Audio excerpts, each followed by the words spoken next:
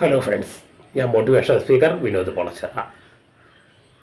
ജീവിതത്തിൽ നിരാശയും അതുമൂലമുണ്ടാകുന്ന നിരവധി പ്രശ്നങ്ങളുമായി ജീവിക്കുന്നവർ ധാരാളമാണ്.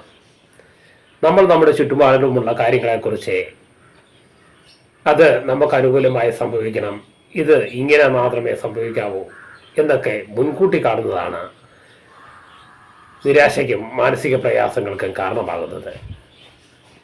സത്യത്തിൽ ഒന്ന് ചിന്തിച്ചു നോക്കിക്കുകയും മുൻവിധിയോടെ ഏതെങ്കിലും കാര്യത്തെ സമീപിക്കേണ്ട കാര്യമുണ്ടോ? ഇല്ല. കാരണം നമ്മൾ എത്രയൊക്കെ മുൻവിധിയോടെ സമീപിച്ചാലും എന്തൊക്കെ ചെയ്താലും സംഭവിക്കാനുള്ളത് സംഭവിക്കുക തന്നെ ചെയ്യും.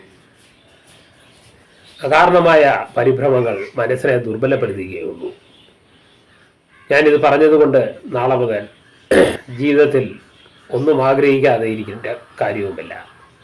കാരണം മനുഷ്യൻ പ്രത്യാശ കൈവിടാതെ ജീവിക്കുമ്പോഴാണ് ജീവിതത്തിൽ സ്വപ്നങ്ങളും ലക്ഷ്യങ്ങളുമൊക്കെ ഉണ്ടാകുന്നത്.